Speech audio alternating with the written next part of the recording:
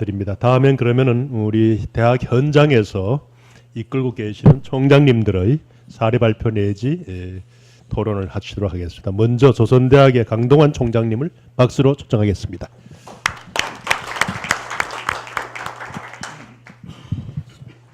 네, 안녕하세요. 저는 이제 저희 대학에서 3년 전부터 한 프로젝트를 중심으로 몇 가지 말씀드리도록 하겠습니다. 저희 대학에서는 이제 사회문제 해결형 연구 및 교육을 좀 그동안 추진해 왔는데, 특히 이제 금방 우리 유명희 선생님께서 말씀 주신 대로 저희가 사회문제에 대두되고 있는 치매를 예측하고 예방할 수 있는 기술을 좀 개발하고 있습니다. 그래서 저희들이 많은 빅데이터를 모으고 있고, 그리고 유전체를 모으고 있고, 그걸 가지고 인공지능을 통해서 한국형 치매 예측 기술을 지금 개발하는 프로젝트를 추진하고 있습니다.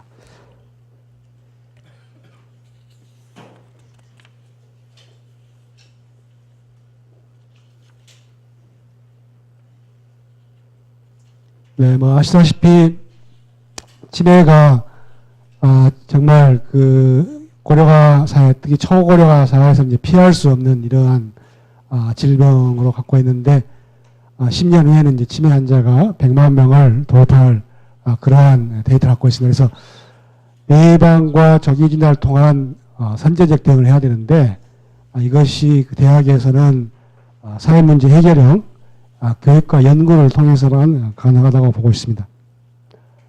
치매 환자의 증가는 이제 급격하게 늘고 있고, 따라서 한 가정에 이제 치매 환자가 있게 되면 갖고 있는 이 가족의 어떤 고통도 증가되고 있는 시점인데, 동시에 여기에 따른 치료라든가 관리 비용도 엄청난 숫자로 증가되는 걸 볼 수 있습니다. 그래서 현재 우리가 암이나 뇌졸중이라든가 이런 심장 질환에 비교했을 때도 이 치매는 사회적 비용이 굉장히 증가되고 있는 시점입니다.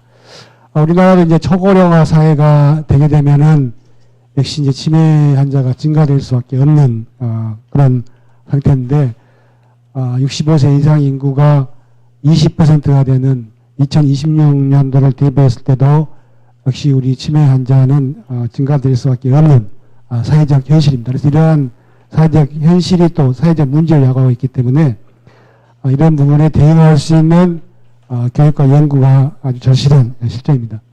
또한 동시에 이 문제가 치매의 예방과 조기 진단, 그리고 이 치료까지의 프로세스가 앞으로 바이오 분야에 많은 일자리를 또 만들어낼 수가 있고, 동시에 이게 하나의 새로운 성장 동력이 될 수 있다고 믿고 있습니다. 중국, 일본, 한국도 역시 고령 인구의 증가에 따라서 많은 보고서들을 보고했는데, 앞으로 이제 시장 규모가 점점 커지고 있고, 동시에 알츠하이머라고 하는 이 치매에 대한 여러 가지 전략적 추진을 지금 이니셔티브를 하고 있습니다. 저희 지역에서도 지금 최근에 나이가 이제 많이 들기 때문에 제가 최근에 김영석 교수님이 97세신데 그분이 지금도 왕성하게 강의도 하시고 연세대학교 철학과 교수님이신데 잘 아시죠? 저희들이 70년대 정말 김영석 교수님, 안병욱 교수님, 김태희 교수님 아주 유명한 3대 철학자인데, 그분이 97세가 돼도 건강하게 치매 없이 이 액티브한 활동을 하고 계시는데, 왜 그럴까 생각할 때 그분 이야기는 일을 해야 된다는 거예요. 일을. 그래서 이제는 우리가 그분 이야기는 60세부터 75세가 이제는 황금기다. 그리고 100세까지도 일을 하는 것이 건강에 매우 좋다라는 말씀을 하셔서 이 치매에 대한 우리 개념들을 보면서 초고령 사회에 일자리로서 일이 아니라 건강을 위한 일이 굉장히 필요하구나. 그런 의미에서 저희들이 강주시에서는 액티브 에이지라는 말을 지금 사용하고 있습니다. 그래서 삶을 패시브하기보다는 액티브하게 자기 주도적으로 해나가는 것이 굉장히 건강한 삶을 유지하는 데 도움이 된다라고 생각을 시켰습니다. 저희 대학에서도 이제 이 4차 산업혁명이 진행되면서 이러한 그 진화와 혁명에 대비해서 할 수 있는 여러 가지 그를 생각하고 있습니다. 그래서 특히 이제 데이터가 굉장히 중요하기 때문에 저희들도 이제 그 우리나라의 많은 의과대학 중에서 저희 국책연구단에서는 치매 환자에 관한 데이터를 아주 적극적으로 수집하고 있습니다. 그래서 현재 8,500 환자의 사례를 저희들이 모아서 그것을 그 유전체와 MRI 영상 진단을 연계해서 어떻게 하면 이게 그 인공지능 기반의 조기 진단이 가능할까 이런 연구를 지금 진행하고 있습니다. 그러기 위해서는 일단은 그 건강한 그 뇌 지도가 굉장히 필요하고 건강한 뇌 지도를 인지하면서 치매 지도를 우리가 찾아가는 것이 이 방법이 되리라고 생각하고 있습니다. 이 최근에 이제 IBM 왓슨이 우리나라에 도입되면서 이제 우리나라의 그 가천대라든가 부산대, 대구 가톨릭대, 계명대, 건양대 등 5개 대학 정도가 최근 2년 사이에 왓슨을 도입해서 암 진단에 활용을 하고 있습니다. 그래서 여기에 대해서는 현재 의사들 간에 다소 논란이 있지만은 이 인공지능을 활용하는 이 데이터 정보가 200만 건 이상의 그 데이터를 소화하고 있고 또 이 지금 그 IBM 기반이기 때문에 우리나라의 그 진단 정보가 IBM 플랫폼화 돼가지고 정부 유출될 수도 있다라는 그런 우려도 안고 있는 것입니다. 그래서 현재 이 빅데이터 하는 것은 항상 내 개인에 관한 데이터가 어디론가 유출될 수밖에 없다는 것이 우리 그 현실적인 문제를 안고 있다고 볼 수 있겠습니다. 저희들이 이제 치매 예방 관리 센터를 설립하고 저희들이 사례를 지금 수집하고 있고 저희들이 정밀 검진 센터를 통해서 MRI 및 페트 검사를 하고 혈액 검사를 지금 하면서 생명공학관에 저희들이 치매 국책연구단을 2014년도에 설립을 해서 이러한 그 국책연구단을 통해서 영상과 혈액 샘플링을 통한 유전체 분석을 지금 실시하고 있습니다. 그래서 현재 그 MRI 이미지 그리고 페트 이미지 그리고 혈액 이미지 유전체 정보 그리고 진단 정보를 좀 통합하고 또 이러한 그 심리 진단 정보를 모아가지고 앞으로 그 현재 한 8,500개 되는 빅데이터를 저희들이 15,000개까지 늘려가지고 그 치매를 조기에 진단할 수 있는 그러한 인공지능을 개발하는 것을 목표로 추진하고 있습니다.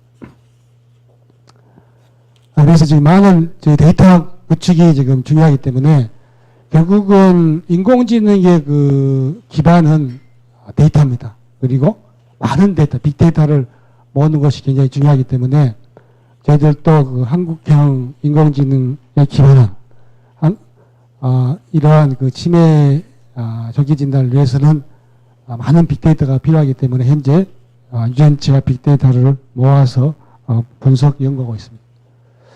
그래서 결국은 이제 앞으로 인공지능이 결국은 우리나라의 그 뇌과학 연구하고 밀접한 관련이 있기 때문에 제 기억에도 오래전에 그 IBM에서 미국의 MIT 대학에 5천만 불 정도의 뇌 연구를 위해서 한 15년 전에 제가 한 걸 기억한 적이 있습니다. 그래서 앞으로 그 건강한 뇌와 건강하지 않는 뇌와의 그 관계를 밝혀가는 것이 인공지능의 역할이기 때문에 결국은 이 뇌는 우주처럼 완전히 정복할 수 없겠지만은 임상적으로 활용할 수 있는 인공지능이 학습됨으로써 정말 놀랄 만큼 발전되고 있는 걸 볼 수가 있겠습니다.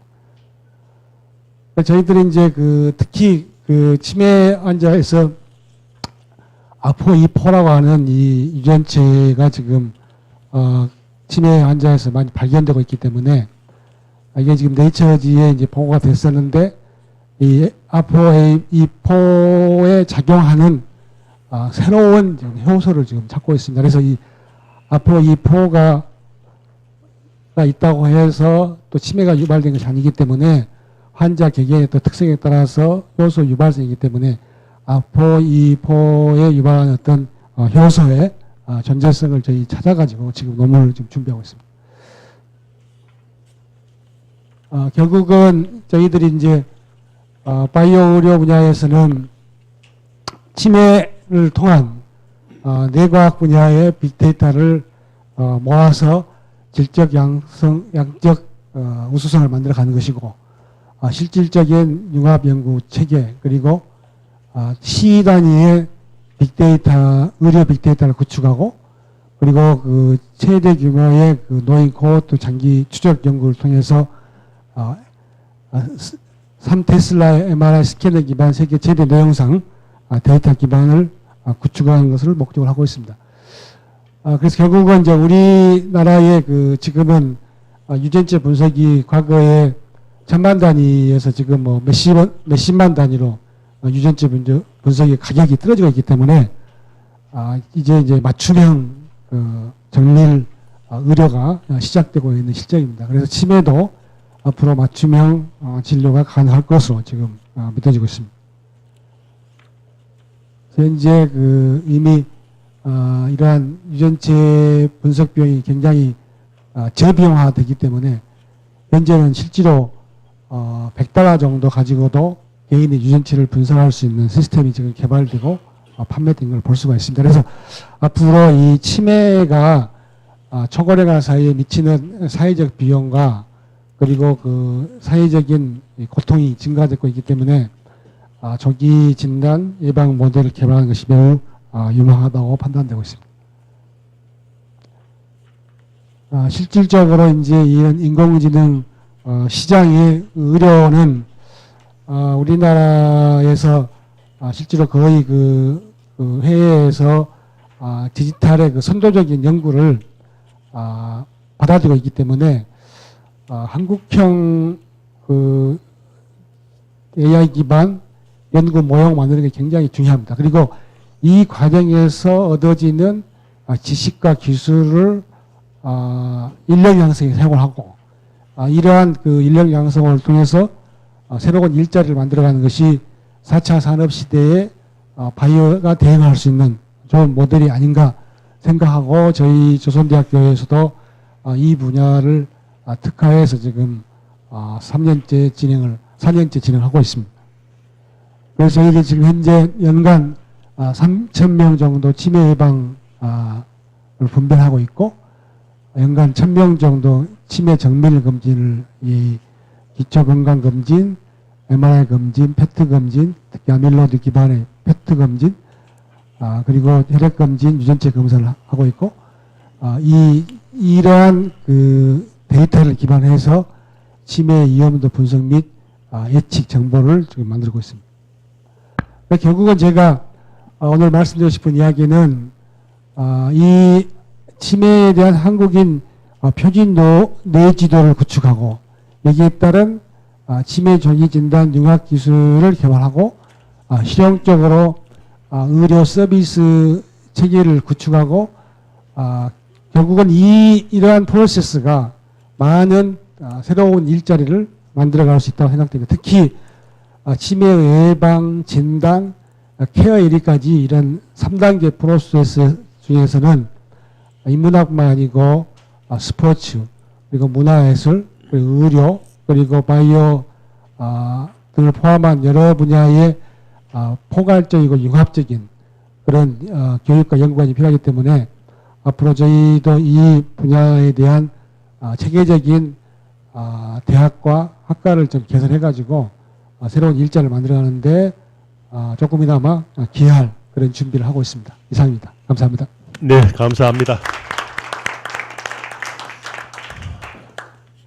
참고로 조선대 강동환 총장님 또 치과 의사님이십니다. 오늘 의료인 출신들이 직접 이렇게 발표해 주셔서 정말 더 몸에 오는 것 같습니다. 다음에는 국내에서 안과 병원으로선 가장 유망하신 우리 김희수 건양대 총장님의 원격 발표를 오도창 학장님이 하시겠습니다. 박수로 맞으시기 바랍니다. 안녕하십니까. 네, 저는 현재 건양대에서 의료공과대 학장을 맡고 있고요. 지금 아마 총장님들 앞으로 많이 뵐 수 있는 것 같은데 에이스 전국 협의회 사무국장을 현재 맡고 있습니다. 그래서 같이 좀 여러 가지 일을 해갔으면 좋겠다는 생각이 들고요. 오늘은 제가 4차 산업혁명과 의료 융합 교육에 대해서 간단하게 말씀을 드리겠습니다. 먼저 교육체계의 변화에 대해서 말씀드리겠습니다. 2016년 1월에 다보스 포럼에서 이야기한 4차 산업혁명이라는 것은 제가 생각에 독일의 스마트 팩토리하고 미국의 메이커스라는 데서 시작한다. 저는 이렇게 좀 생각을 하는데요. 아시는 바와 같이 아디다스라는 독일 그 신발 기업이 스마트 팩토리를 만들므로 해서 24년 만에 동남아에 있는 공장들이 다 이제 독일로 이전을 했다. 그리고 메이커스라는 게 실리콘밸리를 중심으로 한 1인 그 제조혁명을 이야기하는데 예전에는 제조를 하려면은 제품을 특정한 과학인이나 특정한 사람이 굉장히 돈을 많이 들여서 만들었습니다. 근데 일반인 누구나 아이디어만 가지고 있으면은 저기 가서 실제로 내가 생각한 것을 만들어 볼 수 있는 그런 운동을 메이커스라 하고요. 대학 교육이 이런 메이커스를 만들 수 있는 교육이 좀 돼야 된다 이렇게 생각을 합니다.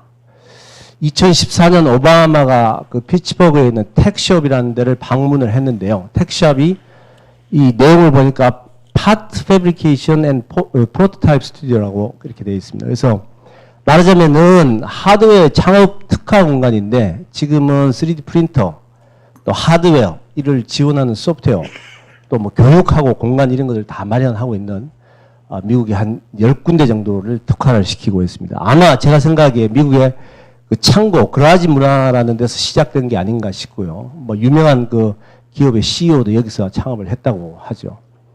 그래서 이 오바마가 2014년 메이커 페어라는 것을 백악관에 열면서 DIY라고 이야기를 했다고 합니다. Do it yourself입니다. 그래서 오늘의 DIY가 내일의 메이드 인 아메리카를 만들 거다 이런 이야기를 했다고 합니다. 사람이 전혀 없는 신발을 만드는 독일의 스마트 팩토리를 보면은 뭐 그 자체로도 놀랍지만은 생산 설비를 1,500가지로 변형해서 개인 맞춤형으로 말하자면은 개인의 데이터를 다 축적을 해서 맞춤형으로 할 수 있다고 합니다. 지금 연구를 하고 있답니다. 근데 이게 독일의 전 세계 1위 소프트웨어 기업인 셉과 같이 그렇게 연구를 하고 있다고 합니다. 잘 아시다시피 인공지능, 사물인터넷, 정보통신, 3D 프린팅이 융합돼서 지금까지는 잘 보지 못했던 혁신적인 게 나오는 게 4차 산업혁명입니다. 어쨌든 혁신적이어야 합니다.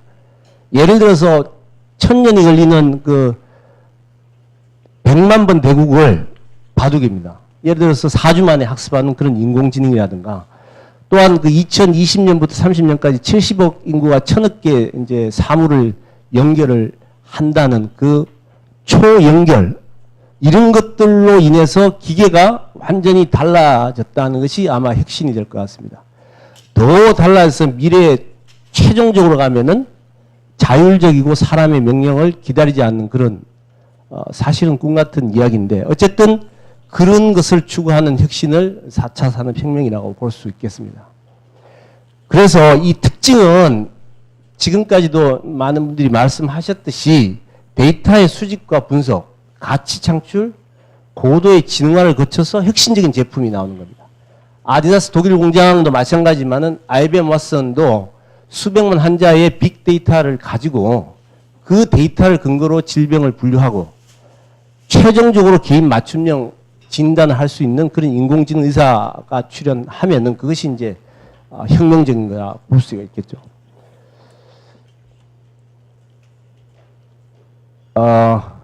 세계경제포럼에서 800명을 대상으로 설문을 했는데요. 그럼 2025년에 티핑 포인트가 뭐냐? 티핑 포인트라는 것은 작은 혁신들이 모여서 마지막 단계에 갑자기 큰 뭔가 일어나는 그 포인트가 뭐냐 했을 때 여러 사람들이 상업화된 인체 삽입형 이동전화라고 이야기를 했다고 합니다. 어쨌든 우리는 이미 4차 산업혁명형 교육에 직면을 하고 있다고 생각을 합니다. 예를 들어서 매시브 오픈 온라인 코스라는 이 MOOC라는 것이 배우고 학습하고 콜래보레이팅하는 이것이 고도로 지능화된 학습관리 시스템을 만들어진다면은 이것이 바로 교육 분야에서 혁신이라고 할 수 있습니다. 근데 지금은 제가 생각에 이 LMS라는 러닝 매니지먼트 시스템이 아직은 잘 갖추어지지 않는 것 같습니다. 그래서 아마 이 마지막 단계에서 늘 어려움을 겪고 있죠. 이 마지막 단계에 고도의 지능화가 없다면 사실은 혁신은 일어나지 않는 거라고 생각합니다. 아이러니하게 이 무크가 시작될 때 첫 온라인 강좌가 인공지능이었다고 합니다.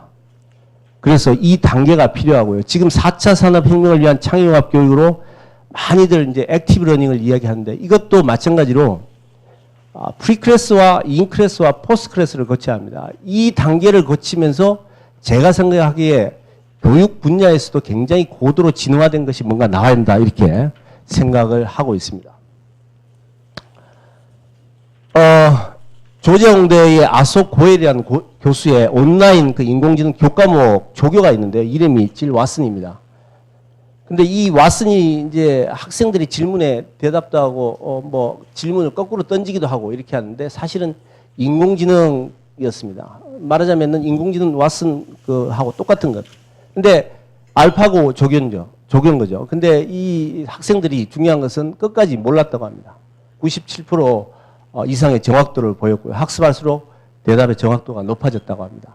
이 고도로 진화된 예를 들어서 LMS라는 어떤 한 예를 제가 말씀드린 거고요. 지금까지 말씀드린 이 교육 분야에서 무크와 액티브 러닝은 한 두 가지 예다 이렇게 생각을 합니다. 제가 오늘 조금 더 제안을 드릴 것은 학생들이 스스로 논리적인 절차에서 무언가를 고안해내고 이것을 가치 창출을 거쳐가지고 끝까지 뭔가를 하나 제품을 만들어보는 이 과정을 거친다면 저는 이것을 이제 실전 프로젝트라고 하는데요. 4차 산업에 맞는 융합형 인재를 조금 더 다가가서 교육할 수 있지 않을까 이렇게 생각을 합니다. 교육에 대한 걸 좀 정리를 하면요. 학과 칸막이는 낮게, 전공 개폐는 유연하게, 교수는 활발하게 교류하는 교육 분야의 경계 붕괴가 일어나야 하고 교수는 가르치는 자에서 조력하는 자, 학생은 배우는 자에서 실행하는 자. 말씀드린 교육 방법은 무크라든가 액티브 러닝이 있지만은 저는 리얼 프로블럼 프로젝트라는 것이 상당히 중요하다 이렇게 생각을 합니다. 제가 한 2년 전에 올림공대에 갔다 왔는데요. 2002년도에 개교하고 350명 학생의 교수가 40명이었습니다. 3개 학과가 있었습니다. 전기 컴퓨터 학과가 있고 기계공학과가 있고 그냥 공학과가 있었습니다. 이거는 뭐냐 하면은 학생들이 4년 동안 들은 과목을 다 조합을 해서 마지막 졸업할 때 위원회를 열어서 자기 전공을 주는 겁니다. 융합 전공을 만들지 않고 직접 이렇게 학위를 주는, 예를 들어서 너는 바이오 엔지니어링 전공이다 이렇게 주는 겁니다. 이런 방법을 쓰고 있는 것이 굉장히 인상적이었고요. 이 대학에서 실전 문제로 하는 것들이 굉장히 인상적이었습니다. 디자인 앤 안트프리너십이라는 이 코스가 있는데 이 코스에서 1학년 1학기 학생들은 9살, 10살 난 어린애가 좋아할 만한 바이오 인스파이어드 된 장난감을 만들어라는 게 이게 프로젝트 주제입니다. 예를 들어서 메뚜기가 뛰고 물고기가 스위밍 또 벌레가 클라이밍 하는 이런 것을 만들어 가지고 실제로 성적 평가를 지역에 있는 9살, 10살 낸 애들을 불러다가 평가를 한다고 그러더라고요. 그렇게 하는 과목을 필수로 모두 해야 한다고 합니다. 또 UOCD라고 해서 유저 오리엔티드 콜래보레이티브 디자인인데 이것은 학생들이 캠퍼스를 떠나서 이제 관찰하고 인터뷰하고 또 말하자면 유저 그룹이라는, 저희 같으면 이제 의료공과대학이니까 병원 사람들, 환자들, 장애인들 될 수 있죠. 이런 유저 그룹과 접촉해서 그들의 삶이 한 방향으로 조금이라도 더 나아질 수 있도록 하는 프로덕트를 만드는 게 이게 핵심 과제입니다. 이런 것을 수행을 하고 자기 전공 관련된 프로젝트를 하고 마지막 단계에서는 캡스톤 디자인이라고 해서 1년짜리인데 두 가지 중에 한 가지를 하더라고요. 하나는 학생과 기업이 주제를 발굴해서 그 기업이 실제로 정말로 원하는 것을 1년 동안 하는 스코업이라는 과제가 있고요. 하나는 자기 지역사회에서 정말로 소외된 사람들이 이 개선을 필요로 하는 그런 주제로 하는 적정 기술이 있었습니다. 이 두 가지를 하는데 어쨌든 이 과정은 전교생이 다 해야 되는 겁니다. 기계 전공을 하든 전기전자 하든 바이오를 하든 아까 우리 이제 원장님도 말씀하셨습니다만 바이오나 이 전기전자를 필수적으로 합니다.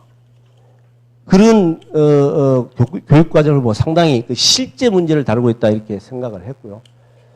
또 총장과 같이 제가 이제 일본의 가나자 공대를 갔을 때도 그 가나자 공대가 자기 주도 학습실이 이제 24시간 개방하는 게 있고요. 학생들이 아이디를 가지고 오면은 직접 회로 설계하는 그 유메코브라는 꿈의 방이 있습니다. 또 기계 가공도 여기 직원들이 다 있습니다. 기계 가공도 하고 마지막 조립까지 해보고 이렇게 하고 이제 졸업한다는 겁니다. 이런 테크샵이 학교 안에 있는 거죠. 이렇게 교육을 시키는 것이 결국 공대 교육이 아닌가 이렇게 생각을 하고요. 바이오메디컬 엔지니어링 말씀드리겠습니다.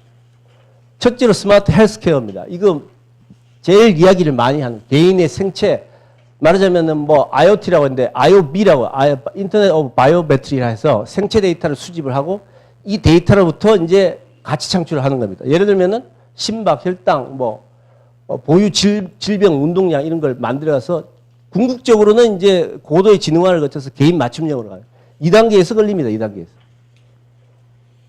자, 그래서 바이오가 IT가 결합해서 언제 어디서나 필요한 건강관리 서비스인데 IoT, IOB 이런 모든 데이터들이 이제 클라우드 환경에서 빅데이터로 수집이 되고 여기서 맞춤형으로 이제 개인 맞춤형으로 가서 인공지능이 개입이 되면은 이게 혁명이 일어나는 거다.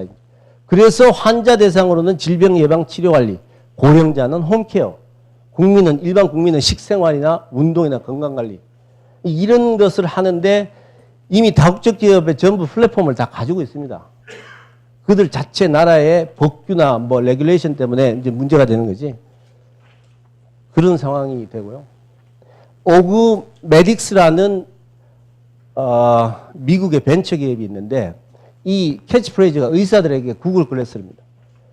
스탠포드의 MBA 학생과 의과대학 학생이 메디컬 디바이스를 만드는 학제간 수업인데 바이오 디자인에서 만났고 이 구글에서 만든 구글 글래스를 보고 우리 창업하자 이렇게 해서 창업한 말하자면 디지털 헬스케어 스타트업입니다. 미국에는 디지털 헬스케어만 전문으로 지원하는 기업이 있습니다. 그래서 이 회사에서 하는 이야기가 EMR 이제 전자의무 기록 장치에 의사들이 환자를 진료하는데 그것만 보고 있다는 거예요. 환자를 안 보고. 그러니까 환자를 쳐다보라는 겁니다. 그게 이제 가장 그 비기스트 페인 포인트라 해서 이걸 제거하겠다는 게 모토가 되고요. 사진에서 보다시피 이제 의사가 환자를 이렇게 보고 있습니다. 그러면은 구글 글래스에서 이 많은 센서들이 이걸 측정해서 이제 전송을 해줍니다. EMR. 그리고 마지막에 의사는 마지막에 자기가 체크하고 사인만 하는 그런 단계를 거치는 시스템인데 이 시스템을 이제 만들어서 개발해서 하는 회사가 되겠습니다. 어쨌든 이 바이오 메디컬 엔지니어는 공학적 원리와 설계 개념을 건강 목적의 의료 생명 분야에 응용하는 분야인데 보시다시피 바이오 인포메틱스, 바이오 미케닉스에서 전부 바이오와 일반 지금까지 전통적인 공학이 융합된 분야입니다. 그 중에서 바이오 머티리얼을 보면은 오가노브라는 미국의 회사가 이 노보젠이라는 3D 바이오 프린터를 만들었다고 합니다. 지방하고 골수에서 추출된 줄기세포를 활용해서 환자에게 이식 가능한 조직과 장기를 제작하는 그런 프린터를 만들었다고 합니다. 또 프린스턴 대학의 연구원이 3D 프린팅으로 기를 이제 개발을 했다. 여기 센서도 달려 있습니다. 또 생체 적합성 그 재료를 가지고 인공 관절을 만들고 얼마 전에 중앙대에서는 또 인공 관절 3D 프린팅 턱을 수술을 했다 이런 이야기가 보고되고 있습니다. 제 옆방에 있는 교수님이 한 날 연구하는 걸 봤더니 흉부 이 엑스레이에서 갈비뼈를 없애달라고 하는데 진단에 도움이 된다고. 이 갈비뼈를 없애는데 소위 이야기하는 알파고 했던 그 인공지능을 쓴다는 거예요. 딥러닝이라는 걸 쓴다는 거예요. 딥러닝을 통해서 갈비뼈를 제공하면은 훨씬 저비용으로 덜 위험하게 흉부 엑스레이 진단을 할 수 있다고 합니다. 두 번째 또 말씀드릴 거는 인텔리전트 메디컬 로봇이 이제 수술 로봇입니다. 이 두 가지인데요. 인텔리전트 아이하고 인텔리전트 핸드입니다. 수술할 때는 이제 양명 그 형광 투시기법이라는 걸 써가지고 병변의 위치를 화살표를 이렇게 그 내시경 가지고 계속 의사가 보면서 이게 이제 인텔리전트 아이가 되고 또 인텔리전트 핸드는 소형 지능형 수술 도구로 최소 침습하는 원격으로 의사가 이제 직접 거기 수술 환자에게 하지 않습니다. 여기서 다른 모니터를 보고 원격으로 하는 그런 서지컬 로봇이 있고요. 또 MIT가 개발한 브레인 컴퓨터 인터페이스라는 게 로봇이 잘못된 행동을 했을 때 인간이 로봇에게 즉시 오류 메시지를 보내요. 그러니까 뇌파를 측정해서 인간이 생각한 것을 보내는 겁니다. 이것이 2017년도에 보고가 좀 됐고요. 이것이 만약에 상용화되면 사지를 못 움직이는 장애인의 의수, 의족 이런 데 적용하고 또 기계장치를 제어하는 자동차나 기계장치를 제어하는 데 쓸 수 있을 것 같습니다. 흥미있는 제가 대회를 하나 봤는데요. 2010년도에 그 사이베슬론이라는 로봇 올림픽을 하더라고요. 이 종목이 6가지가 있던데 그 중에서 이 보면은 이 걷지 못하는 사람이 이 웨어러블 그 로봇인데요. 엑소스켈레톤이라는 이야기도 합니다. 그래서 웨어러블 로봇을 가지고 얼마나 코스를 만들어 놓고 잘 다니는가 하는 거. 또 말씀드린 뇌파를 측정해서 머릿속으로 생각하는 것을 컴퓨터로 보내서 게임을 하는 거. 그리고 의수를 써가지고 이렇게 빨래 집게 같은 것을 옮기는 이런 대회를 하고 있었습니다. 어쨌든 이것도 하나의 바이오 응용의 분야라고 볼 수가 있겠고요. 의료공학 교육이라는 것은 태생이 저는 융합이다 이렇게 생각을 하고 4차 산업혁명이 융합과 연결인데 이걸 그대로 하고 있는 게 의료융합교육이다 해서 저희는 의료공대를 만들었습니다. 어쨌든 그걸 좀 소개를 드리면요. 91년도에 개교를 하고 의과대학이 94년도에 만들었고요. 2001년도에 우리 지금 앉아 계신데 총장님 취임을 하셨고요. 2006년도에 대전 캠퍼스를 인가를 받아서 12년도에 의료공과대학을 설립을 하고 의료공과대학 전체를 병원 옆으로 다 옮겼습니다. 그렇게 우리는 양대 캠퍼스 특성화를 추진하는데 논산은 창의융합 교육 방법으로 특성화를 하고 대전은 메디칼 분야로 특성해서 의료공대, 의과대학 뭐 이렇게 다 집접화되어 있습니다. 의료공과대학은 5개 학과가 있고요. 의과대학, 간호대학, 또 의과학대학 8개 학과에서 총 15개 학과가 전국 유일의 집적화된 의료교육의 환경을 갖추고 있습니다. 뭐니 해도 저희 의료공대는 프로젝트 중심의 교육을 시킵니다. 1, 2학년 때는 창의 설계와 기본 설계를 하고요. 3, 4학년은 기업이 요구하는 프로젝트를 수행하는 목표를 하고 이 프로젝트를 하고 나서는 반드시 교원 내외에 공모전을 반드시 출품을 하게끔 이렇게 하고 있습니다. 그래서 최근에 저희는 4차 산업 관련된 의료융합 헬스케어로 20개 랩을 3, 4학년 중심으로 구성을 했습니다. 학과하고는 별도로 3, 4학년 중심으로 랩을 했고요. 예를 들어서 인공지능 헬스케어 9개 랩, 바이오팜 메디칼 소재의 7개, 근거중심 의료 디자인의 4개 해서 총 20개를 구성을 했고요. 이 구성을 해서 최근에 미래부에서 과제가 하나 나와서 제가 신청을 해서 얼마 전에 선정이 됐습니다. 예를 들면은 그동안의 산학협력이라는 것은 기업과 대학 간의 에러 기술을 해결하고 취업을 시키는 구조였다면은 이 의료융합은 병원이 개입되지 않으면 문제가 해결되지 않습니다. 그래서 이 3자의 구조에서 핵심적으로 코어에 위치해서 협력 관계를 통한 성과 창출을 하는 그런 구조를 만들자 이렇게 했고요. 임상 의견이 반드시 필요하죠. 임상 시험도 필요하고 그런 구조를 해서 학생과 지도교수, 임상교수를 저희 대전 캠퍼스의 모든 단과대학을 통틀어서 구성을 하고 20개 팀을 구성을 했습니다. 그래서 20개 팀에 각 팀당 학생 5명, 지도교수, 공과대 교수, 그 다음에 병원 진로교수, 이렇게 대학원생 하나 이렇게 팀을 구성해서 기업이 주제를 주고 그걸 해결하는 20개 팀을 운영을 하려고 합니다.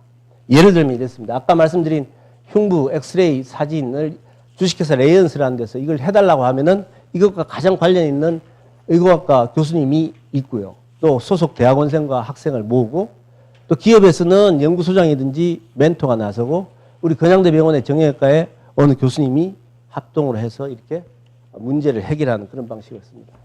어쨌든 기업의 에러 기술과 병원 의료 현장에 임상 교수님들이 아이디어가 많습니다.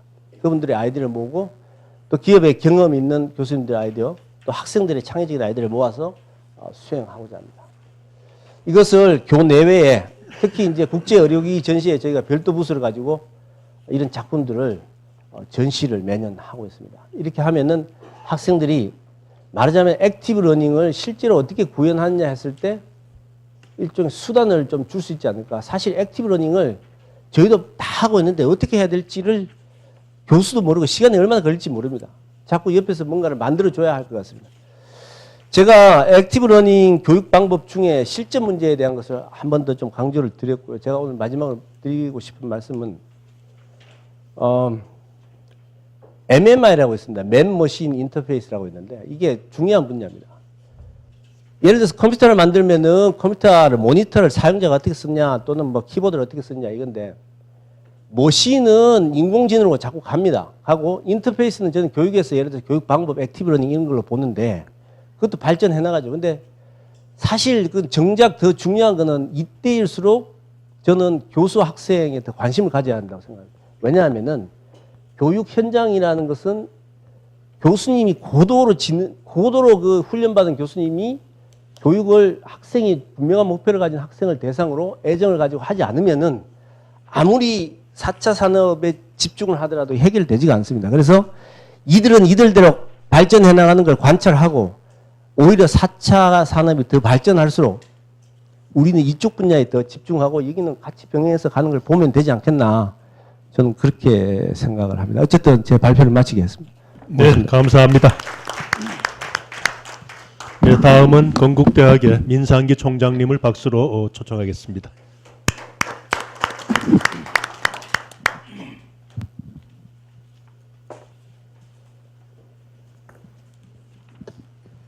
예, 반갑습니다. 건국대학교 민상기 총장입니다.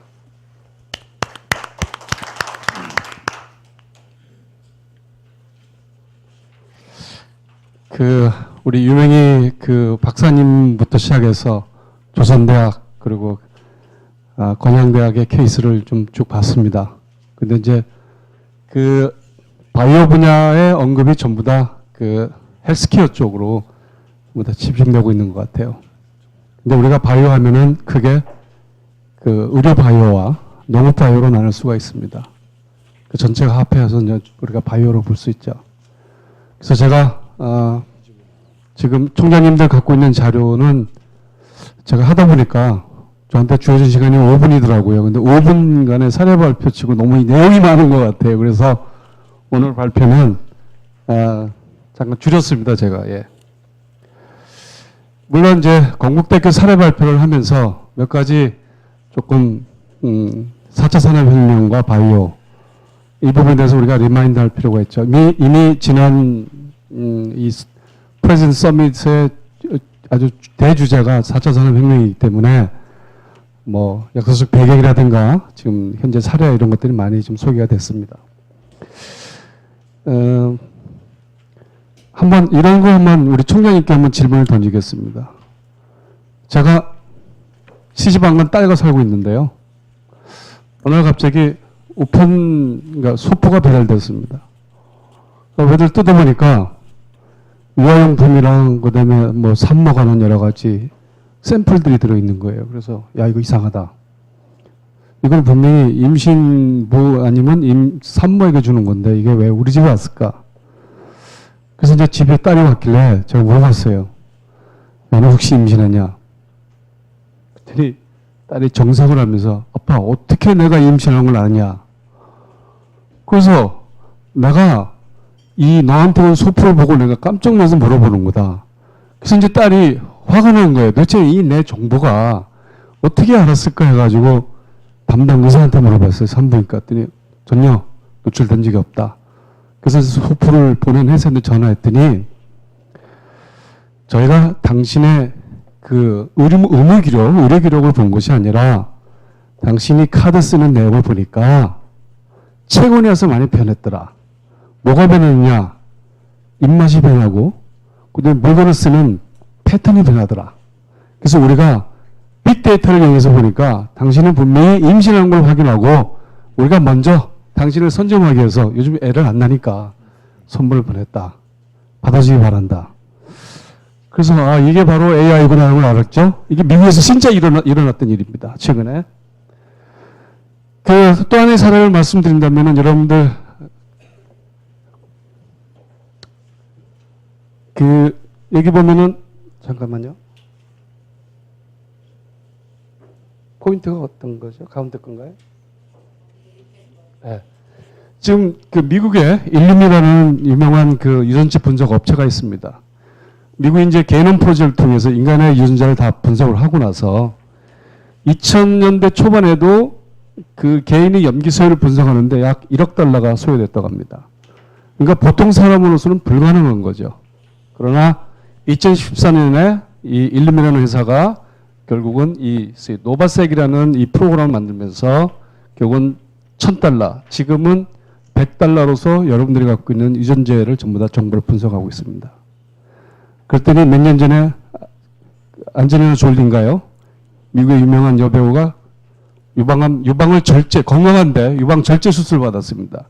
그 이유를 봤더니 이 안젤리나 졸리한테는 향후 유방암이 발생할 수 있는 소위 말해서 유전체 중에서 돌연변이 유전체가 발견되고 유전자 염기 서열에서 그래서 당신은 절제하는 게 좋겠다라는 것이 분석이 나와서 결국은 논란이 됐었죠.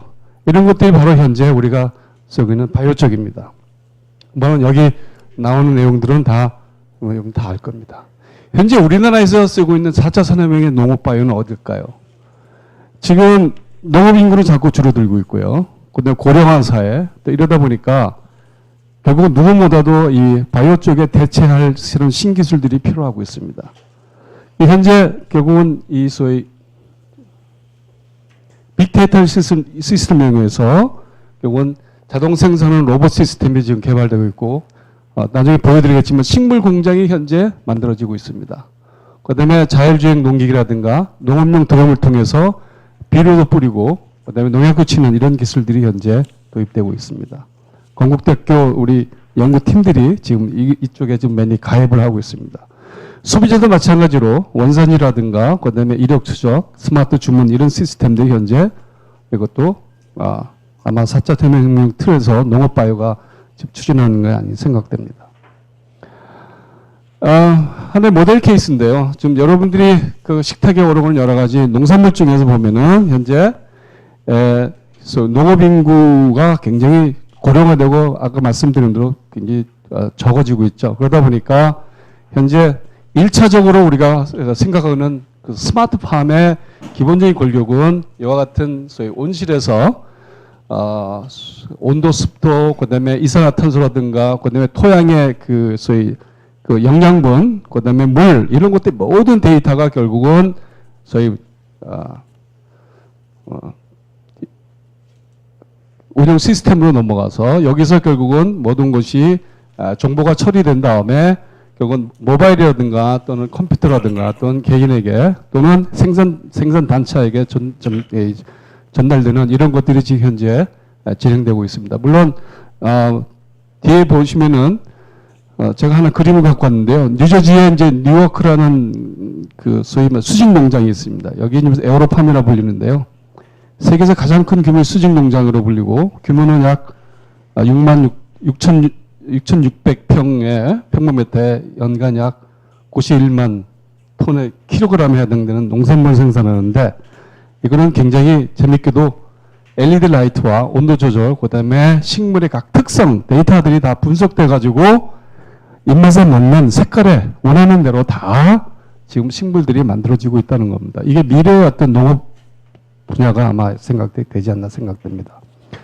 제가 보는 경상대학에서도 모 교수가 지금 기획하고 있는 것이 그 고층 아파트 빌딩을 전부 다 유리로 돔으로 만들고 그 안에 콩을 아마 생산해내는 시스템을 좀 설계를 좀 하고 있는 걸로 알고 있고 기업체도 지금 참여하는 걸로 알고 있습니다. 또 소위 축산도 마찬가지입니다. 지금 여기 보면 아시겠지만 처음에 우리가 여기 농장을 방문했을 때 보면은 이 아파트 같았습니다. 근데 이제 농장주가 이게 3층인데 10층이고 20층이고 올리고 싶은데 이 우리나라 그 제도적으로 불가능합니다. 지금 왜냐하면 검토율, 용적률 등등 따지다 보니까 안 되는 거예요. 근데 여기 가면은 사람이 별로 없어요. 뭐냐? 여기 보면 모든 센서와 그다음에 자동화돼서 뭐 TV라든가 이런 것이 다 돼서 또 돼지에게는 전부 다 RFI라든가 이런 센서들이 들어가 있어가지고 예를 들어서 이런 겁니다. 농장주가 어디 가서 일하다 보니까 그 스마트폰에 메시지가 옵니다. 몇 번 돼지가 온도가 올라가고 있는데 보면 아무래도 임신 배란기가 된 것 같다. 그러면 어떻게 됩니까? 바로 인공수정하면 되는 거고요. 그 다음에 몇 킬로 이상 되면은 자동으로 출하되는 이런 시스템. 이것이 옛날에는 어떤 단일평의 어떤 이런 축사가 아니라 이제 거의 아파트형으로 지금 전환되고 있고 이것이 결국은 소위 말해서 우리가 말하는 빅데이터라든가 인공지능 시스템 또 스마트팜이 결국은 이런 데서 돌아가지 않나 생각됩니다. 그래서 우리 건국대학은 전통적으로 농업과 축산대학의 중심의 바이오 중심 대학이었습니다. 결국은 작년에 제가 총장이 되면서 운 좋게 저희가 프라임 사업에 선정되고 이것이 결국은 대학의 혁신 모델이 될 수 있다 해서 4차 산업을 막는 대학과 교육시설로 전환하자 해서 바꿨습니다. 그래서 동물생명과학대학, 생명환경과학대학, 생명특성화대학을 하나의 대학으로 산업생명과학대학으로 묶고 그중에서 바이오 쪽에 특히 소위 스마트 헬스케어 쪽으로 전문화된 교수 집단을 모아서 K융합과학기술을 만들었습니다. 그 다음에 공과대학과 정보통신대학을 하나로 통합 공과대학으로 다시 묶었습니다. 그러면은 총장님 아시다시피 대학의 학과의 틀을, 문턱을 낮추고 학제 간 교류를 하는 것이 얼마나 힘든지 아실 겁니다. 교수들의 그 반발이 엄청나게 강합니다. 그래도 저희가 설득과 그다음에 여러 가지 당근과 채찍의 정책을 피면서 5개 단과대학을 2개 단과대학 하나의 원으로 바꿨습니다. 이 바뀐 소위 학제에서 특히 융합과학기술로는 지금 시대가 요구하는 4차 산업혁명에 맞게 저희가 바꿨는데요. 일단은 다양성을 우리가 보장하고 있습니다. 다양성이라는 것은 일단 학기제가 예를 들어서 전공학점을 이수하고 그다음에 8학기 마치면 졸업하는 이런 게 아니라 결국은 플러스 학기제라는 걸 도입을 했습니다. 그래서 7+1 학기제라는 것은 한 학기 자기 설계를 할 수 있는 자유스럽게 학생이 뭘 하든 자기가 설계를 할 수 있는 학기제가 되고요. 그다음에 2+1이라는 것은 방학 때 소위 계절 학기를 갖다가 일반 학기제로 우리가 전환시켜서 1년에 3학기제로 해가지고 현장 실습을 유도하는 거. 그다음에 3+1 채용 연계해가지고 3년을 자기 전공을 살리고 1년은 결국은 산업 현장에 가서 결국 인턴십으로 일을 하게 되면은 졸업을 시키는 이런 시스템.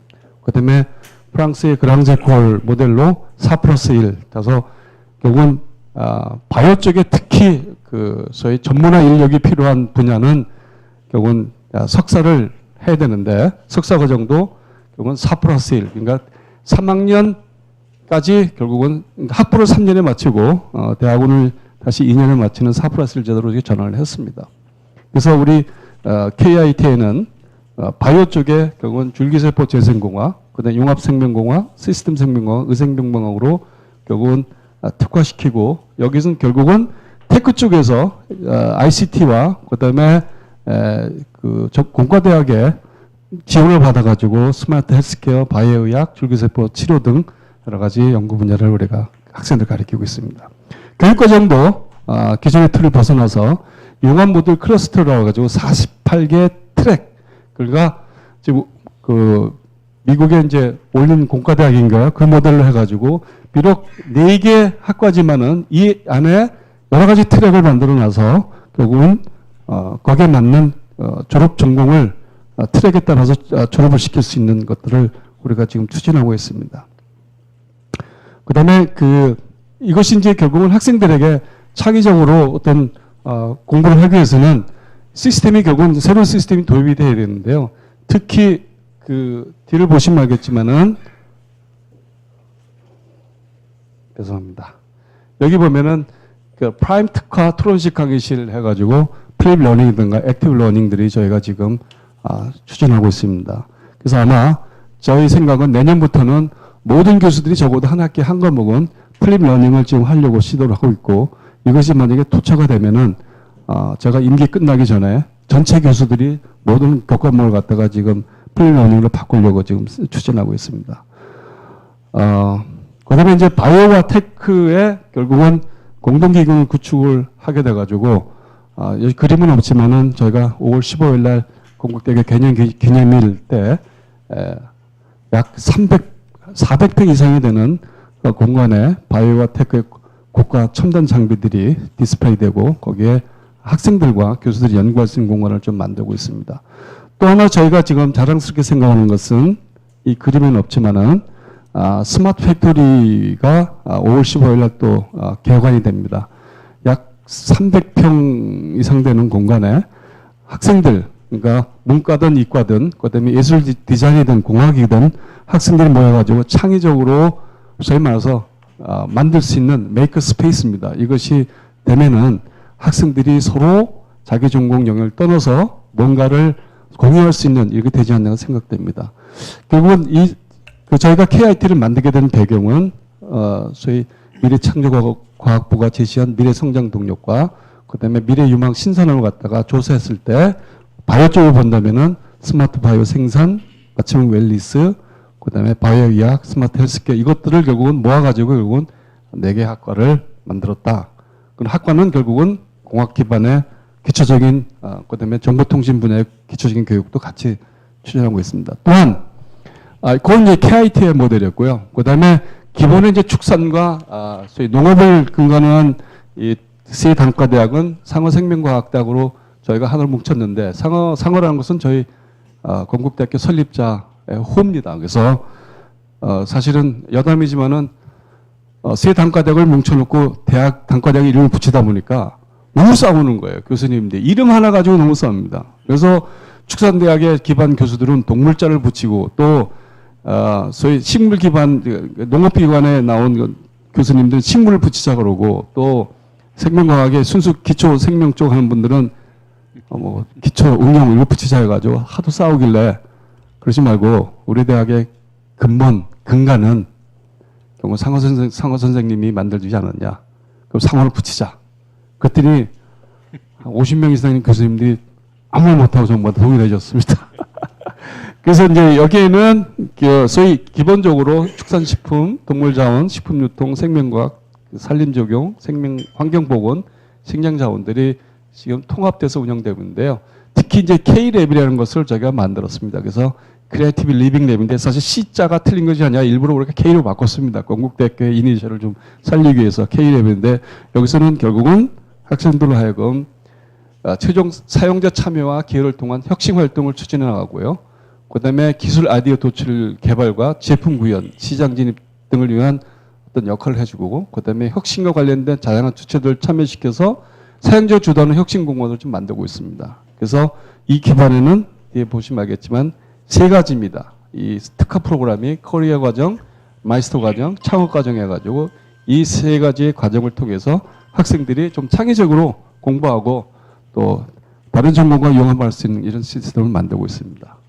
예, 간단하게 건국대학교 사례로 말씀드렸습니다. 감사합니다. 네, 감사합니다. 아마 총장님들이 더 구체적으로 아마 뭐 몇 시간 이렇게 하셔도 아마 무궁무진한 얘기들이 쭉 나오겠습니다만은 아마 압축해 주셔서 정말 너무 감사합니다. 또 함께 이렇게 자리하신 총장님들께서도 아마 각 대학의 사례들이 아마 많으실 걸로 생각합니다. 그래서 제한된 시간이지만 총장님들이 한 3분 정도로 이렇게 요약해 주시면 감사하겠습니다. 여기 보면은 바이오 쪽을 하는 대학이 많습니다. 여러 대학들이 지금 바이오 쪽으로 특성화하고 있는 대학에 이제 총장님들이나 부총장님만 계시는데 아마 3분 가지고 너무 시간이 적다 아마 이렇게 얘기하실 수도 있겠지만 간단하게만 팀만 얘기해 주셔도 좋겠습니다. 예. 한동대학의 장순흥 총장님입니다.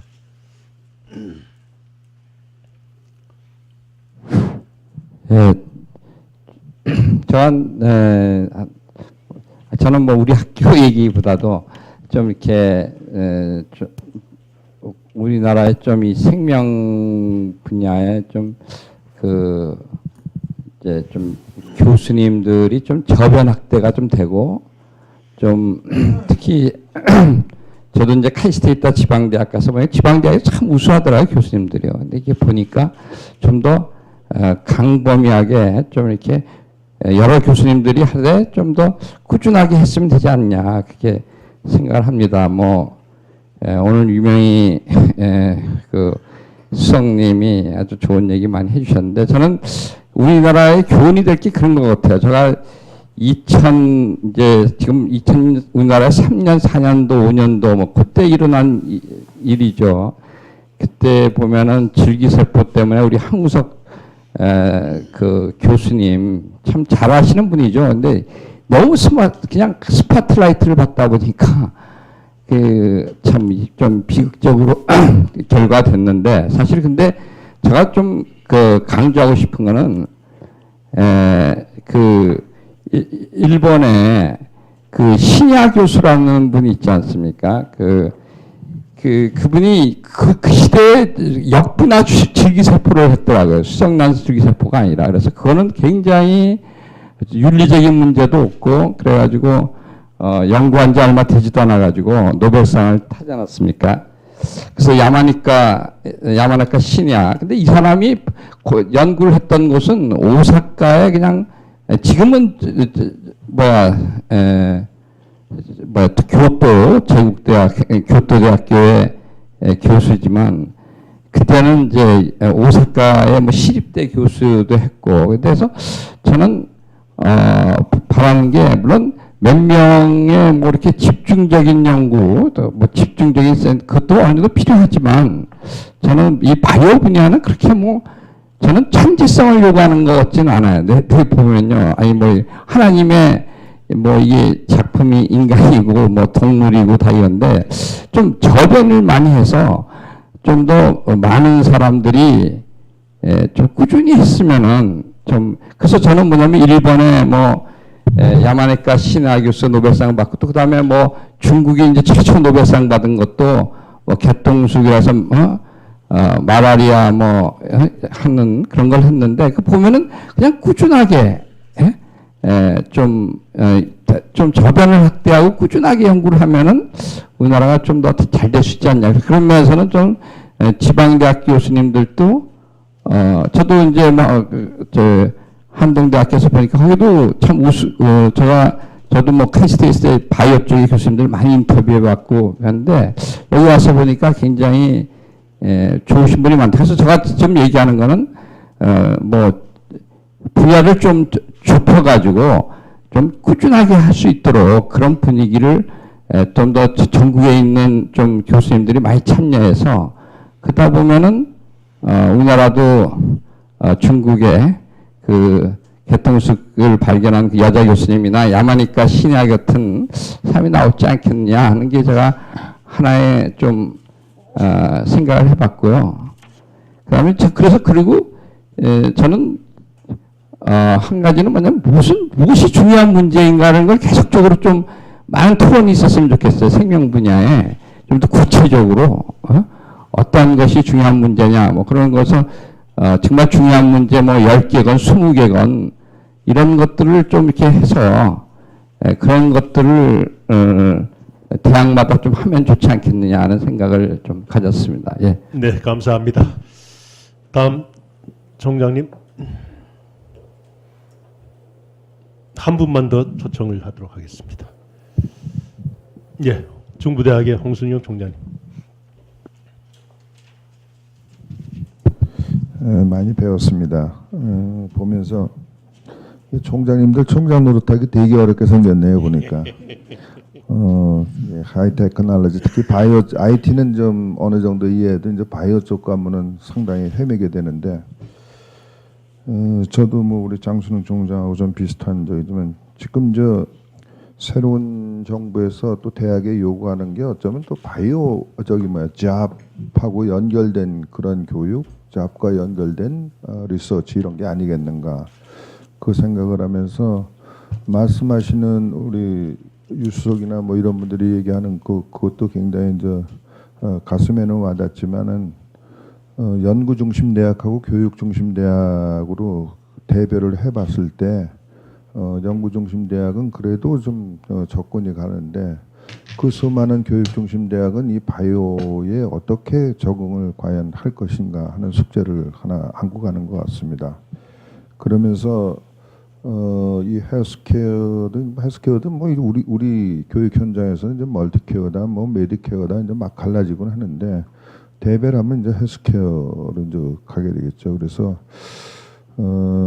지방 대학들 뭐 중부대학 케이스는 가 보니까는 이제 이 서비스 쪽으로 이제 가능한 한 특화를 하고 그거에 대한 저 보건복지 행정이나 이런 쪽으로 가는 것이 맞지 않냐. 그래서 이제 요양 같은 경우도 이제 이 100세 시대가 오니까 거기에 맞는 그 마켓이 과연 뭐냐, 거기에 관련된 일자리와 교육 방식이 뭐냐를 좀 고민하고 있다는 걸 간단하게 소개를 시켜드리고요.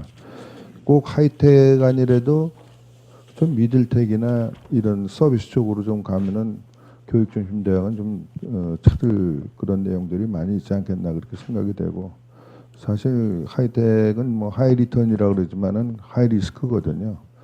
그렇다면은 이 대학들이 이 4차 산업혁명을 준비하는 지금 준비 단계에서는 특히 지방대학 같은 경우에는 미들텍의 뭐 하이잡 뭐 이런 쪽에 그것은 과연 무엇일까라고 좀 한번 생각을 해봤습니다. 많이 배웠습니다. 네, 감사합니다. 예, 우리 364의 김성희 총장님.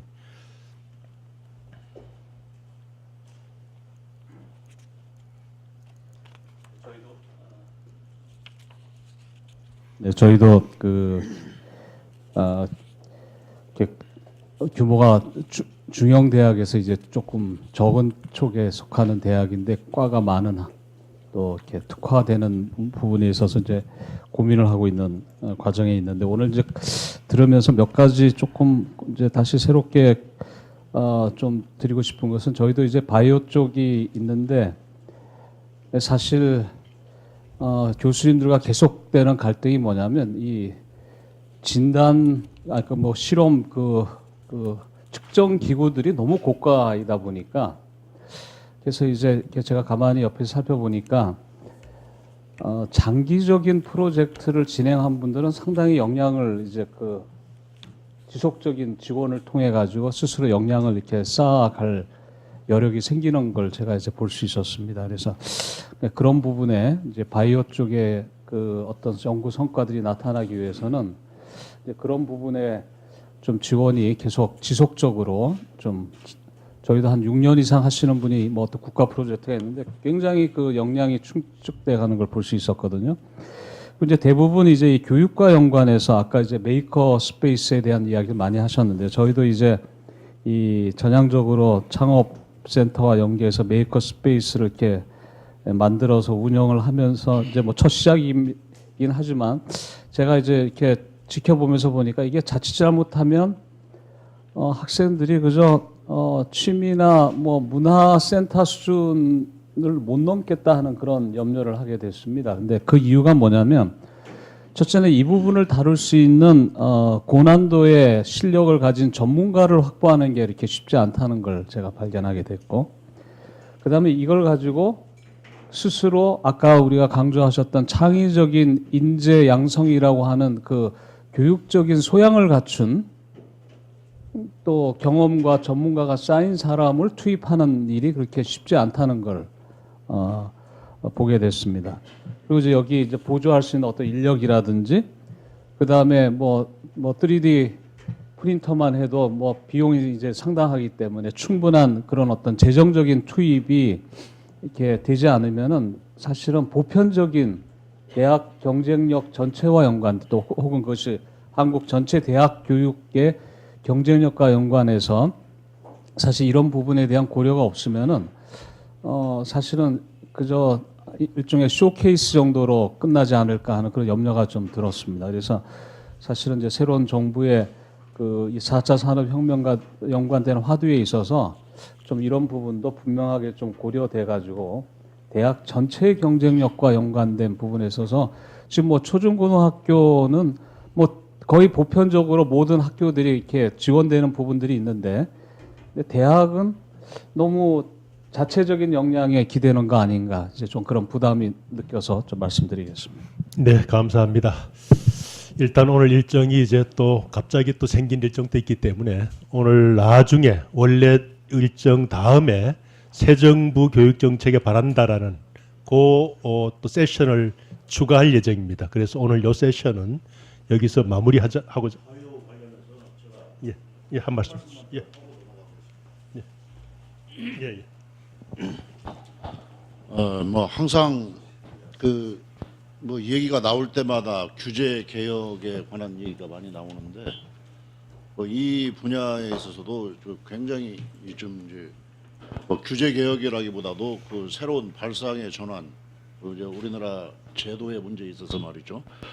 예컨대 이제 저희 대학의 경우에는 소위 이제 바이오에서 크게 농생명 산업과 의생명 산업 그 양대 축으로 바이오를 추구하고 있는데 그 가운데 이제 의생명 산업에 있어 가지고 이제 제약이랄지 이제 이러한 부분에 좀 집중하려고 하는데 이게 통합의료센터를 만들어서 운영도 하고 있습니다. 양한방 통합의료. 근데 이게 현실적으로 굉장히 어려운 점이 있어요. 그러니까 이제 그 병원을 중심으로 이걸 잘 해야 되는데 건보 시스템이 돼 있지 않아요.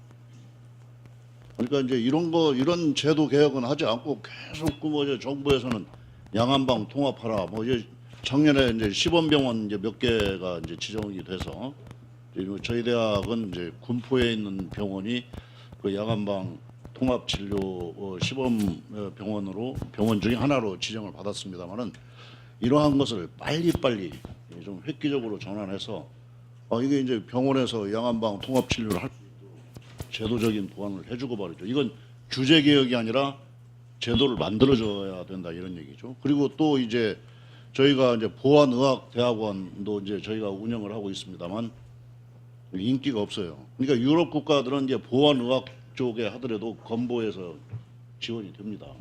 예컨대 뭐 문학치료, 철학치료, 음악치료를 해도 건보에서 돈을 받을 수 있는데 이런 것을 말만 하지 말고 빨리빨리 이게 새 정부에서 그런 거 좀 빨리빨리 좀 잘 했으면 좋겠어요. 그리고 이제 이런 분야에 대해서 정작 무엇인가 만들어내려고 하면 굉장히 그야말로 제도가 안 돼서 안 되는 일이 많습니다. 그리고 실제로 이제 이런 분야에 있어서 이제 제품을 이제 활성화할 수 있도록 뭐 저도 지금 3D 제품 하나를 쓰고 있어요. 우리 학교 창업보육센터에 입주한 이제 그 기업이 만드는 신발 깔창을 제가 하고 다닙니다. 3D 프린터로 생산해낸 거예요. 예, 그래서 절대 하고 다니면 관절에 병이 안 생긴다고 그래서 그걸 믿고 지금 하고 다니는데 실제로 이제 이런 제품이 시장에 빨리빨리 나갈 수 있도록 뭔가 해야 되는데 이제 이렇게 되면은 이제 소위 벤처에 대한 지원 이런 부분이 굉장히 약하더라고요. 실제로 보니까. 네, 감사합니다. 새 정부에 바란다는 이따가 발표 예정된 순서 다음에 추가로 그때 쭉 말씀하시면 또 되겠습니다. 이번 대선에서 아마 대선 후보들이 4차 산업혁명이라는 말을 알면서 얘기한 사람도 있고 모르면서 얘기한 사람도 많습니다. 그래서 염려되는 점은 3차 산업혁명과 달리 3차 산업혁명의 경우에는 원천 기술이 중요했습니다. 그 선진국이 중요했습니다. 그러나 4차 산업혁명은 우리가 여러 세션 동안 발표자들을 통해서 나왔듯이 원천 기술이 중요한 게 아닙니다. 원천 기술이 중요한 게 아니고 이미 나와 있는 미디움 클래스의 기술들, 이미 입증된 기술들을 얼마나 서로가 융합을 시키고 혼합을 시키고 실용화하느냐, 이것을 성공하느냐 여부가 바로 4차 산업혁명의 성공 여부가 달려있다라는 게 국내외 전문가들의 공통된 얘기고 또 그것을 바로 우리 총장님들이 각 대학교에 지금 교육을 통해서 실천하고 있는 게 아닌가 하는 생각을 합니다.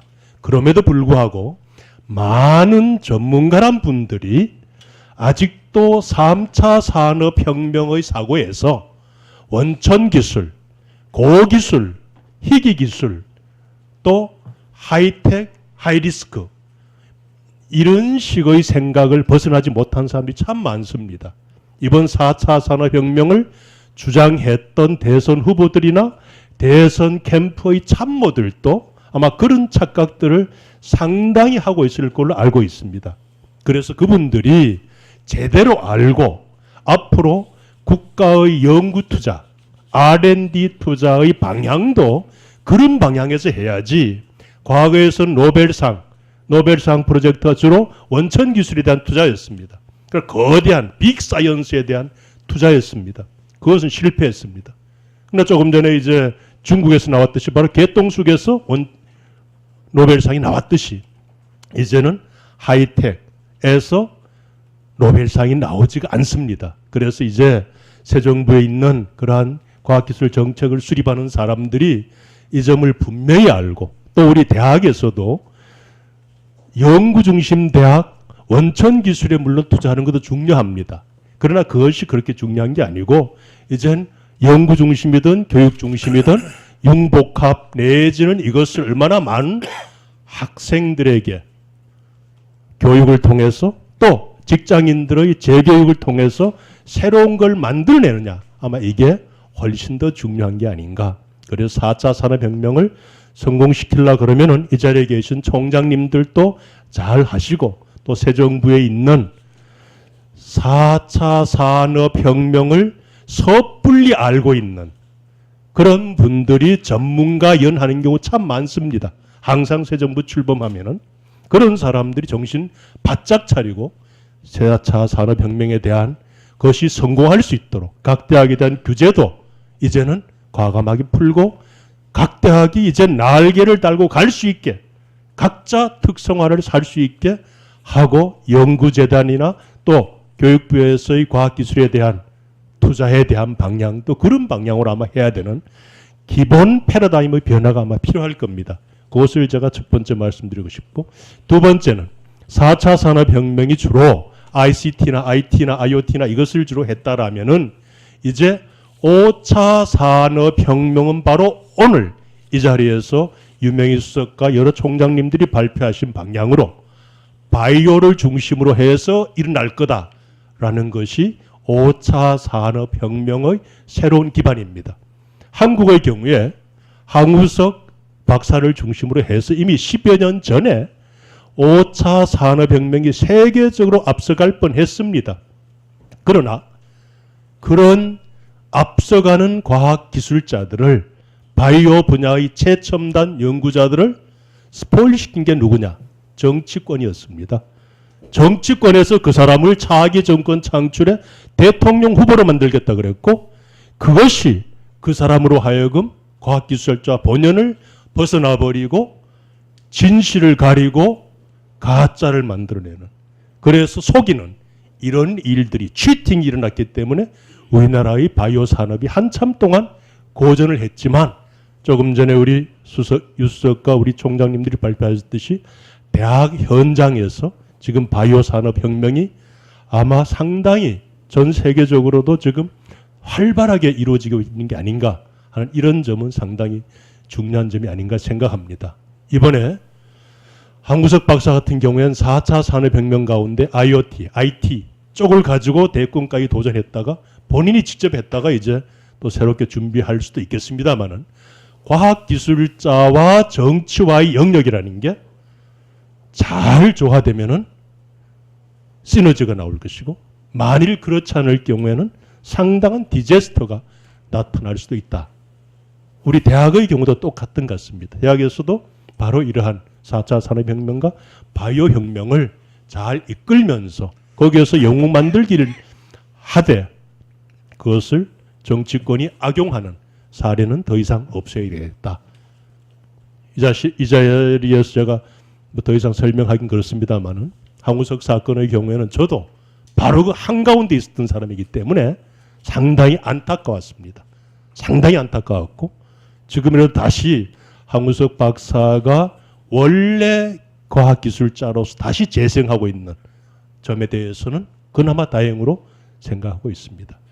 그래서 오늘 이 발표 그리고 사례가 또 실제 이 자리에 계신 총장님들이 우리 대학도 상당히 잘하고 있는데 하는 대학 지금 몇몇 대학 저도 지금 알고 있습니다만은 다 말씀 못 하셨지만 앞으로 기회 우리 출입 기자들이 있으니까 기자들을 통해서 말씀해 주시면은 충분히 저희 지면에 반영하도록 하겠습니다. 아마 우리 4차 산업혁명에 대한 특히 이 가운데 바이오 이것이 5차 산업혁명으로 빠른 시일 내에 아마 이루어지지 않을까 생각합니다. 그러면은 앞 라운드 테이블에 있는 우리 김일수 총장님을 위시한 여러 총장님들은 적어도 120세까지는 사십니다. 4차 산업혁명 때문에, 바이오 혁명 때문에. 그리고 뒤에 배석하시는 우리 젊은 기자와 또 여러분들은 적어도 150세까지는 삽니다. 그게 아마 한국의 저출산 고령화에 대한 새로운 대안이 아닌가 하는 그런 희망적인 생각을 가지면서 오늘 이 4차 산업혁명, 특히 바이오 산업에 대한 발표 그리고 토론을 맺도록 하겠습니다. 발표하신 유명희 수석 더욱 감사드리고 또 우리 여러 총장님들 함께해 주신 총장님께 감사드리면서 오늘 이 세션을 맺겠습니다. 감사합니다.